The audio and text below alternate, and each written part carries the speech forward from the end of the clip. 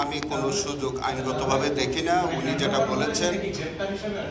যেটা বলেছেন যে তিনি এসে আত্মসমর্পণ করবেন, এটার আইনগত কোনো সুযোগ আমি দেখি না।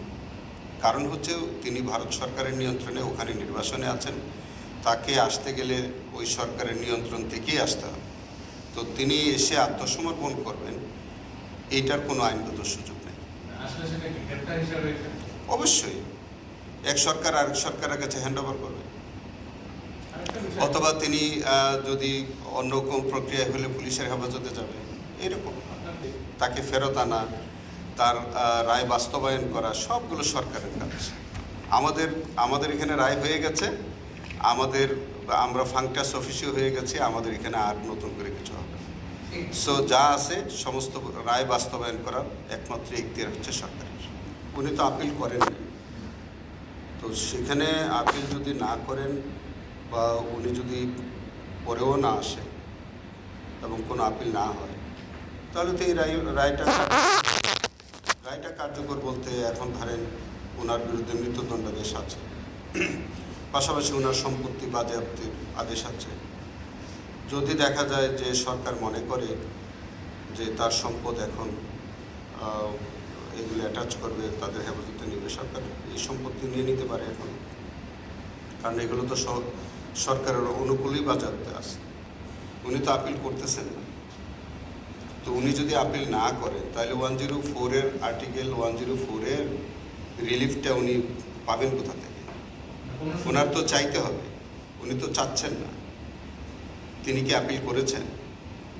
তিনি আপিল করলে তো কমপ্লিট জাস্টিস পাওয়ার একটা ব্যাপার থাকে, উনি তো আপিলই করেন নাই। ভবিষ্যতে করবেন কিনা তাও আমরাও জানি না।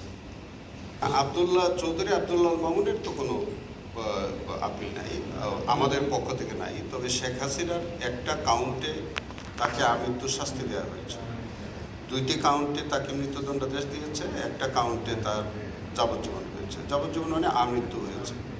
তো আমৃত্যু যাবজ্জীবন যেটা হয়েছে সেইটাতে মানে মৃত্যুদণ্ডাদেশ চেয়ে একটা আপিল আমাদের সাবেক প্রসিকিউশনের পক্ষ থেকে করা হয়েছিল, সেই আপিলটা আছে।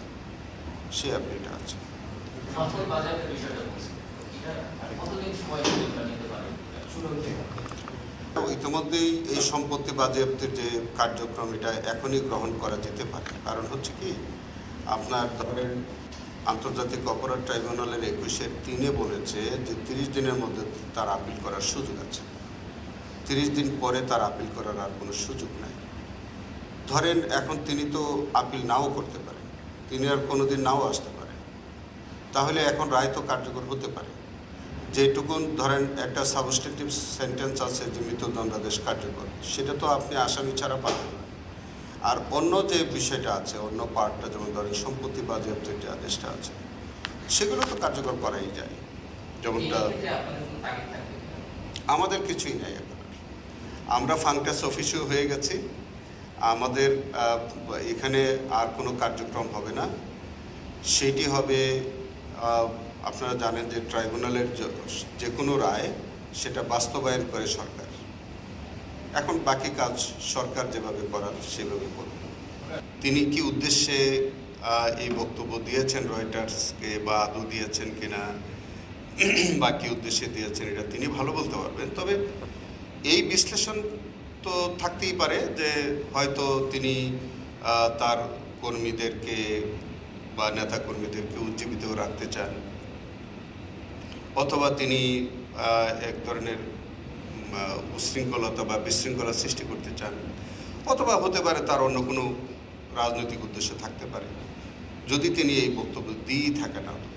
তবে এটার কোনো কার্যকরণ সম্পর্ক আছে বলে আমার কাছে মনে হয় না। কারণ হচ্ছে যে তিনি ব্যক্তিগতভাবে আসবারও সুযোগ নাই, আত্মসমর্পণ করারও সুযোগ নেই।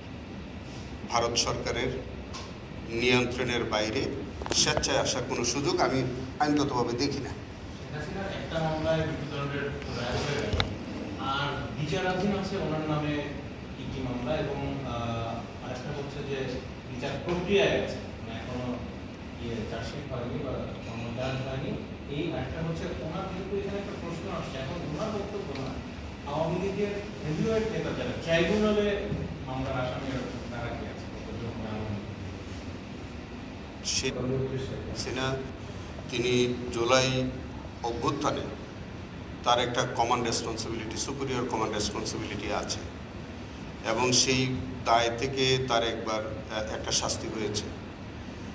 এর বাইরেও যেমন ধরেন শাপলা চত্বর হত্যা মামলায় তার একটা সুপিরিয়র কমান্ড রেসপন্সিবিলিটি আছে, তার ব্যক্তিগত দায়ও আছে।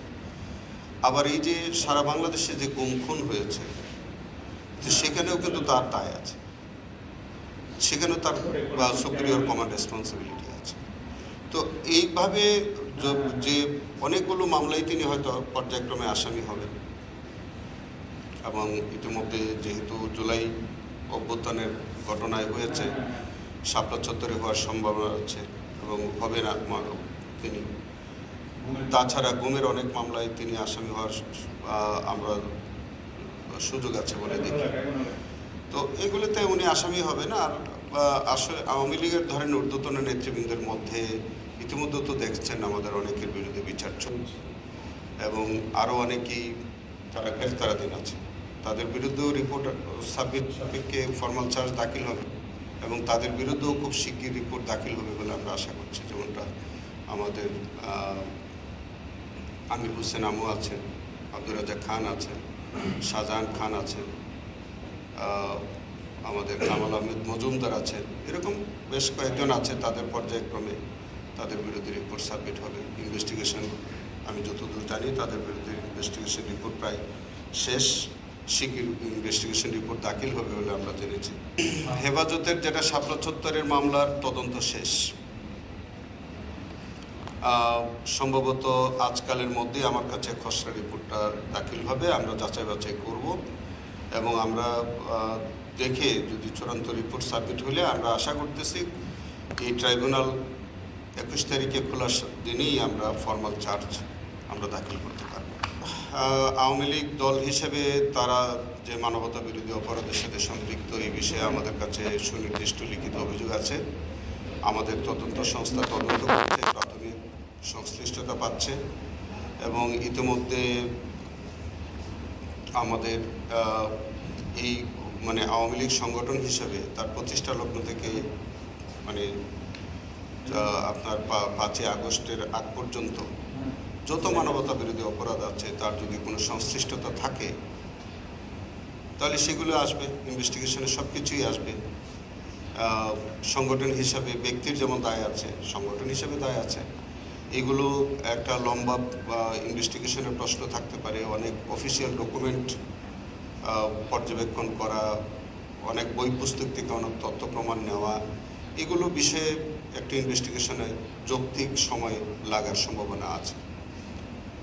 ইনভেস্টিগেশন চলছে। আমাদের যে 7টি মামলার তো জাজমেন্ট হয়েছে, সবটাই তো জুলাই অভ্যুত্থানকে কেন্দ্র করে এবং এখন যে 10 থেকে 12টি মামলার যে রিপোর্ট সাবমিট হতে যাচ্ছে সেগুলোরও প্রায় 10টি মামলাই জুলাই অভ্যুত্থানকে কেন্দ্র করে। একটি শাপলা চত্বর, আরেকটা হচ্ছে গুম, আর বাকি সবগুলোই কিন্তু জুলাই অভ্যুত্থানকে কেন্দ্র করে। আমাদের হাতে যে মামলাগুলো আরও অনেকগুলো ইনভেস্টিগেশন আছে, এগুলো সবগুলোর বেশিরভাগই হচ্ছে জুলাই অভ্যুত্থানকে কেন্দ্র করে। তার বাইরে আমাদের যে 5ই আগস্টের আগে যেসব গুম, অপহরণ অথবা ক্রসফায়ারের মতো ঘটনা ঘটেছে এগুলো কিন্তু তদন্ত চলছে এবং সেইগুলোতেও অনেকগুলো মামলা, এগুলো আমরা আশা করছি যে এর মধ্যে অনেকগুলো মামলার রিপোর্ট প্রায় আমরা শেষ পর্যায়ে, এগুলো পর্যায়ক্রমে আসবে। তো এই থ্যাংক ইউ।